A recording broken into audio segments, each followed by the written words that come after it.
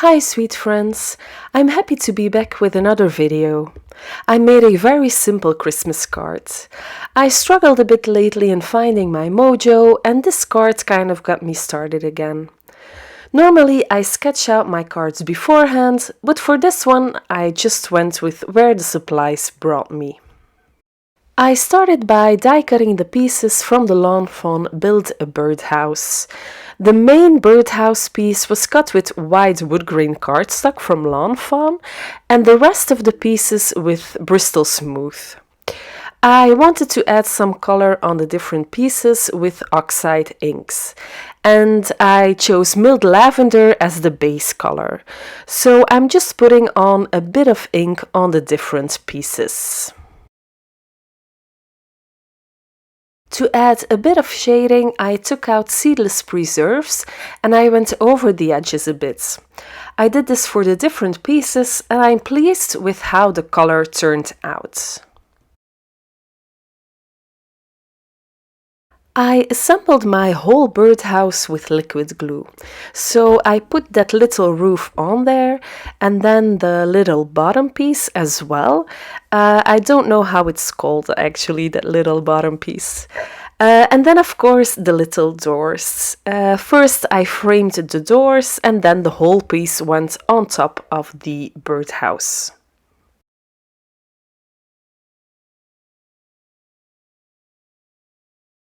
I also die cut a little circle out of regular black cardstock.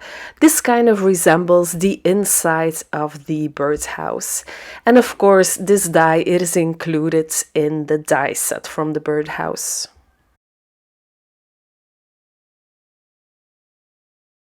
Now to work on the background. I decided to use some pretty patterned papers. So I took the new Spiffier Speckles paper pack and I went with the blue paper with beautiful gold foiled splatters on top. I die cut it with a large stitched rectangle to get that nice stitching detail all around. Then I took the Winter Wonderland window die and I placed the frame on that patterned paper piece. I ran it through my die cutting machine to create kind of like a window. I chose not to use the snowflake frame this time, but you can totally do that if you want. Here you can kind of see how this birdhouse looks inside that window frame. Then for the background of my birdhouse, I chose a neutral paper in the Let It Shine paper pack. This is kind of a beige color. And this really is one of my favorite patterned paper packs. I think it works with just about everything. So I trimmed this paper down to 4¼ by 5½ inches with my Tim Holtz paper trimmer here. Then I put foam tape all around the back of my window piece, so that's that blue patterned piece of paper. Then I removed the liner paper of the foam tape and I placed the window on top of that beautiful neutral paper. This creates a bit of dimension on the card in a super simple way.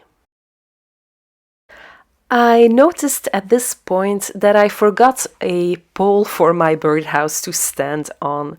So I die cut that piece out of light brown wood grain cardstock from Lawn Fawn. I adhered it with liquid glue just in the center of the window, and then again with foam tape I also adhered down the birdhouse itself. I really love the color of that pink birdhouse. Maybe you are thinking, why doesn't she include a little bird here? And when I saw the finished card the next day, I asked myself the same question. But the video was already made, so I just kind of went with it. I'm giving myself some slack since I haven't been creating intensely the last couple of weeks. So just a little reminder, don't try to be perfect every single time.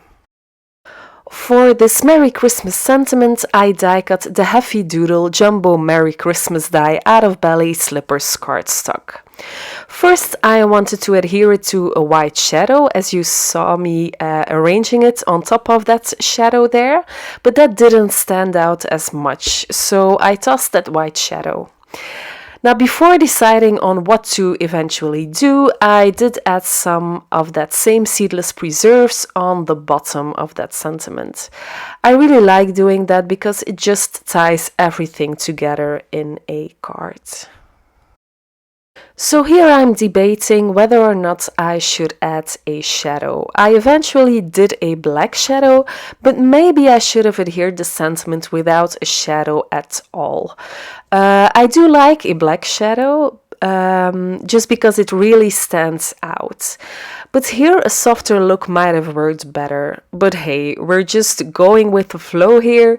So after gluing down my sentiment on the shadow, I placed some foam tape on the back of it and I put it down on my cards panel.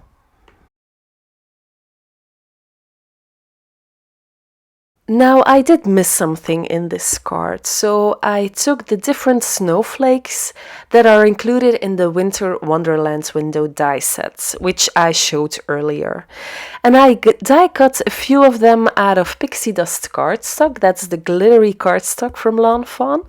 So I die cut this a few times and I arranged them all around that birdhouse. And then after deciding where they should all go, I just adhered them with liquid glue. For my card base, I took a 110-pound card base and I scored it at 4¼ with my scoreboard. Then I put dry adhesive on the back of my card panel and I placed it on top of the card base. And this already finishes off my cards for today. As I said, super simple, but I was just happy to be creating a bit. I'll be back soon with another card video. Thank you so much for watching. Bye!